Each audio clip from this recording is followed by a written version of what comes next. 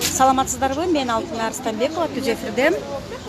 Мен азыр Бишкек шаарынын жогору жактагы Асанбай менен 12 микрорайондун ортосундагы жолдо турам.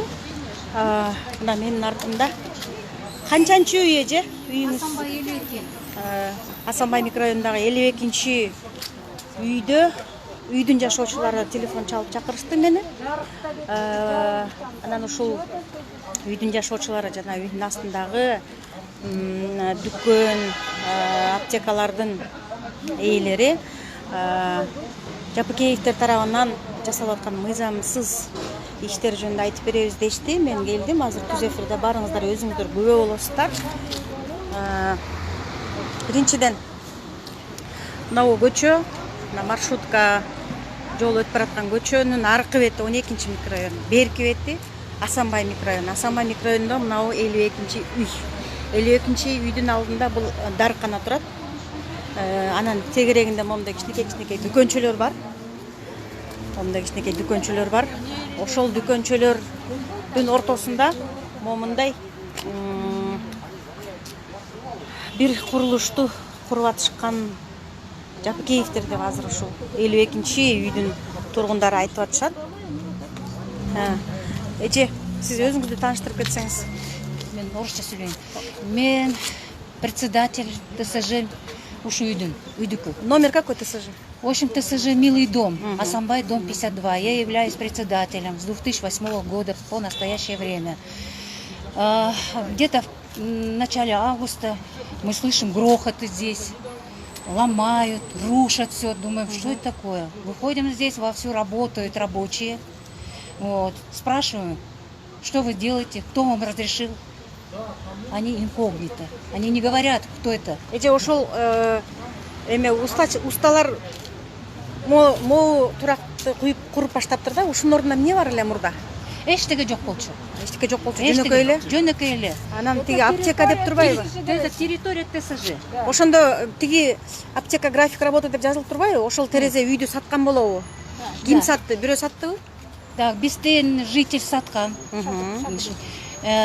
Фармамирге. Мы не знали. Вот от этого грохота, здесь грохот раздавался, думаю, кто это делает. Потом выяснили, что это выкупили двухкомнатную квартиру две сестры Жапыкеевы.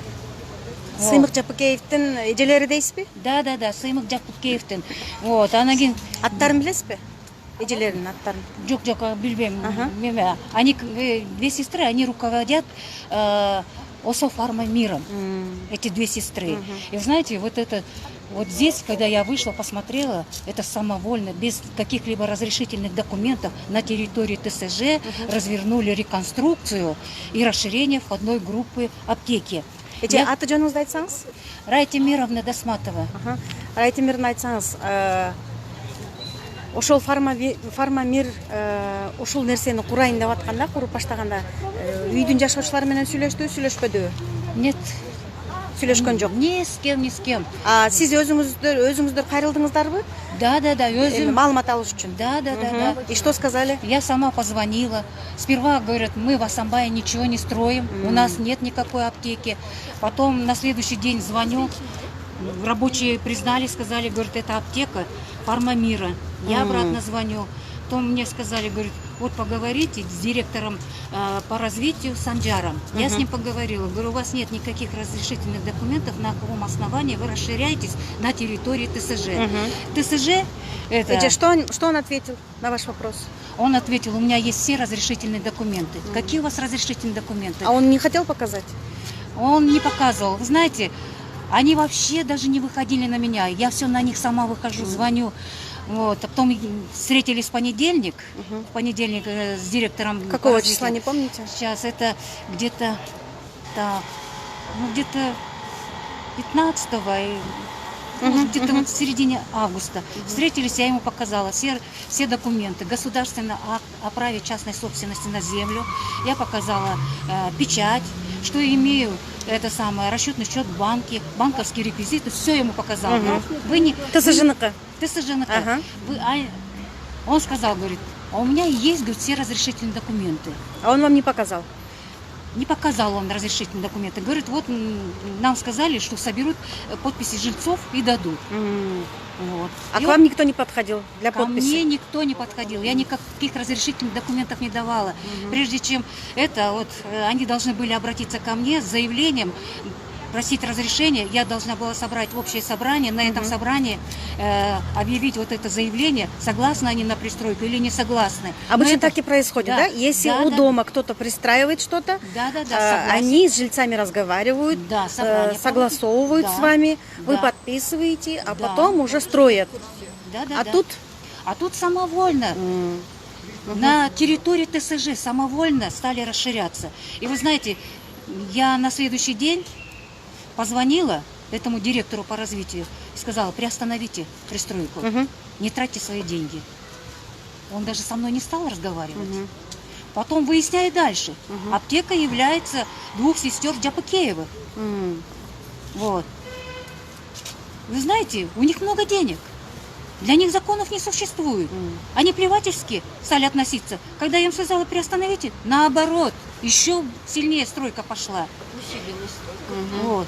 А сіздерде аптека бар турбайбы, дарыкана бар турбайбы? Сіз дарыканада иштейсизби же? Я заведующая вот этой аптеки, 270-й аптеки, Бимакс Компани. А бул деген эженин айтымында ушул Союз малынан эле турган да, аптека да, болчу экен, да, э? Азыр кимге карайт? Формация карает. Я Формация. арендую формацию. Я заведующая аптека. Я была в трудовом отпуске. Аты жөнүңүздү айтып коесузбу? Единого Салтаната Яковлевна. Я заведующая. Я когда приехала с отпуска, вот я увидела, у меня там 2 окна выходит, у меня кондиционер выходит. Эти строители, оказывается, подошли к моим провизорам девочкам и сказали, заберите свой кондиционер, если это мы вам можем его переставить. Так. Девочки сказали, мы не имеем это права, потому что нет заведующей, нет президента здесь. Мы эти вещи не И как они решаем. поступили? Они молча вот так вот, видите, вот если с той стороны посмотреть... Что, с кондиционером вашим что-то сделали? Он пока стоит, его не разрешили. Ничего не трогали вашего? Пока ничего не трогали. Вот давайте Дверца, посмотрим дверца окно. Да, и дверца открыта. Мына бул аптека дарыкана эжелердин айтымында ошо Союз малынан бери турат. А бул курулушту ошол Жапыкеевдин Сыймык Жапыкеевдин эки эжесине тиешелүү деп айтылып атат. Ушул курулушту баштап алыптыр. Мына бул эки терезе сизге карайт, же Да, кондиционер да, сизге да, карайт, да, да. Ошону И тем ал не деп менее. атабы кондиционерди? Ну, наверное, они так требуют, потому что, видите, они уже конструкторы. Я с ними еще не встречалась. Эми бул Я жака никого из дарыкана них не болгон видела. атат да, э? Да. Формально он же дарыкана. Анан сүйлөшпөдүңүзбү кошуналарыңыз менен болочоктобу? Никого я еще не видела. Я вот только вышла на работу вчера. Сегодня вторник, да? Или сегодня Да, да. среда. Эми канча адам чогулдуңуздар? ТСЖнын төрайымы катары айтсаңыз эже, үйдүн жашоочулары каршыбы же жарымы каршыбы же баарыңар макулсуңарбы? Кандай азыр абал? Барсы каршы. Анан кийин мага мен булар так, знаете, плевательски отнеслись ко мне. Вы знаете, даже слов не могу найти. Не стали даже со мной разговаривать. И вы знаете, думаю, раз они со мной не разговаривают, это такие люди, себя считают вообще, вот, знаете, большими людьми, с нами не надо разговаривать. Я написала заявление в госэкотехинспекцию. Вот. И 18 августа сотрудник гостехинспекции пришел сюда. Он передо мной, это самое, как сказать, не представился, сразу начал какие-то слова говорить, да вот я там работаю, в этой госэкотехинспекции, черчу, получаю зарплату 15 тысяч, вот доработать бы до пенсии. И смотрю, вот разговоры все ведутся за них. А потом говорит, я вот если заявление напишу, Минэкономику, все равно мое заявление не рассмотрят, она останется. Как это так? Я говорю, в Генеральную прокуратуру тогда напишу. Я написала Генеральную прокуратуру Кайсы заявление. числода эже? Генеральная прокуратура 13 августа. 13 августа жаздым. Анан кийин этот представитель, сотрудник с госэкотехинспекции по городу Бишкек, Аты фамилиясын айтып койсоңуз? он не представился. Не представился. Потом это самое. Я говорю, как вас звать? Телефон же взяла у него, чтобы узнать. Он сказал, Тынай звать. Вот. И, ну, это Прокуратурага жаздыңыз? прокуратура жаздым. А потом смотрю, что он на эту сторону защищает. Жапакеевтерде. Да, я решила написать заявление директору Госэкотехинспекции при правительстве Кыргызской Республики. 21 Его начальнику, ага. Да, его начальнику, шефу. да, что ну вот такое творится. Жооп Беспредел. келдиби же? А он сразу сказал, говорит, ответа не будет, меня письмо не примут. Все. Не А ответ. прокуратурадан кандай жооп келди? Жооп, это самое, письмо пришло, что мое заявление переадресовано прокурору города Бишкек. Анан? Все, пока тихо. Андан бери келе элек. Да. А прокурорго жөнөтсө ошол фамилиясы бар да. Айта аласызбы ким деген фамилиясы? Шаардык прокуратурада иштеген прокурорго келген болсо сиздин катыңыз ылдыйга түштү да, кат жогорудан ылдыйга түштү. Аты фамилиясы жазылганбы? Азыр унутуп атам да. Унутуп атам фамилиясын. Эми элге ачык чыкканга жараша ошол ишти аткарбай, же болбосо ишин так аткарбаган, же болбосо силерге эмес башка тарапка тарткан, мыйзам бузган тарапка тарткандардын аты фамилиясын чогуу айтып коюш керек да, себеби дегенде эл билиш керек. Эми менин деген максатым баягы көз карандысыз журналист катары менин максатым ошол өзүнүн ишин так аткарбаган мамлекеттик чиновниктердин атын ачыктап элге жеткирүү да, коомго жеткирүү. Анан бул жаныңызда кошуналарыңыз турат. Жалпы эле үй каршыбы? Ушундай. Каршыбыз. Мына мен ушу 34 жылдан бери ушу жерде жашайм. Перестройканын бизге кереги жок. Мен 5-этажда турам. Мына Садыбеков трубаны жасап салгандар, сачбек бышыргандар. Тетеги трубаны. Мен кухняман трещина кетип, Бул жерде эмне бар? Кафе барбы? кафе бар, кафе. Дунганская европейская кафе дейт. Эми ошондо мен канча жылдан бери кухняман суу агып, трещина уже чоңоюп баратат.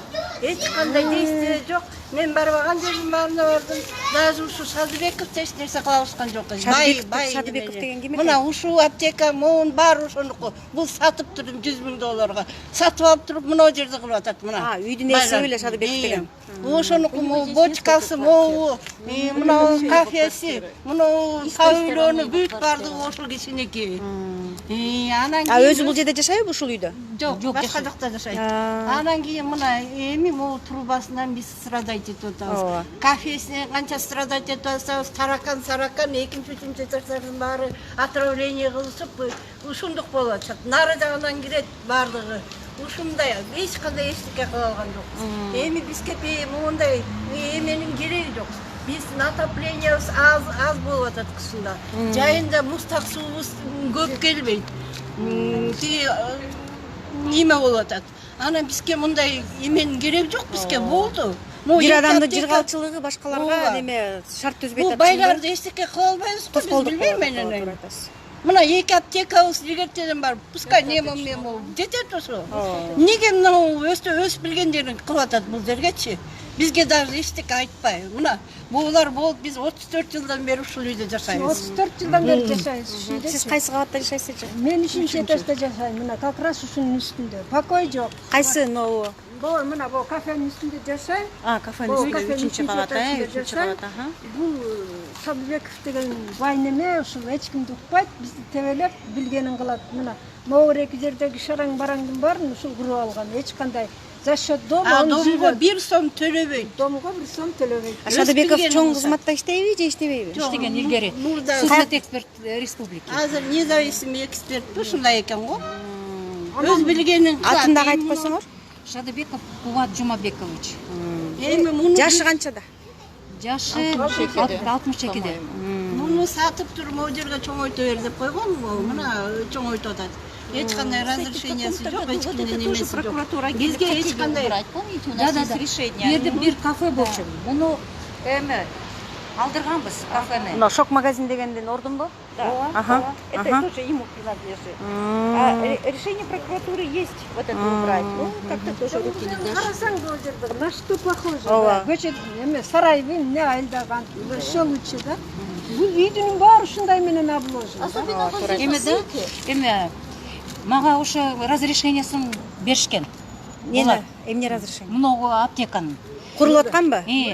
Анан кийин карасам, разрешение на перепрофилирование квартиры под аптеку. Квартира. Но Аптечный квартира, пункт был. но не реконструкция. Кой туруңуз азыр. Тиги эме келген адам сизге берилген документ боюнча келген адам тетиги тепкичтен чыгып туруп эле эшикке кирип ичине кирмек да, чынбы? А булар сыртка чыгып атат, чынбы? Монтип сыртка чыгып монтип куруп атат да. Сыртка чыкканга уруксат жок. Уруксат жок. Анан кийин 2014 году мы получили государственный акт о праве частной собственности на землю. Вот эта земля, это частная собственность наших жильцов. Вот. Они самовольно вот это пристраивают. Нет никаких...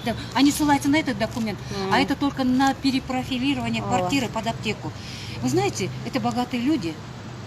Вот так себя ведут. Эже үйдө эме барбы, жанагы жаш балдар ойногон аянтча барбы? Бар, бар. Ал жакта жакшы элеби? Ал жак проблема жок баягыда? Тоже проблема. Эмне Свои. проблема? Ну, кылыш керек да, кылыш керек барсын. Нормальный вид все приводить. Жоңгуз мен Айтор. сага айтып коеюнчу биринчи. Богорек кафенин ичинде эме бар болчу.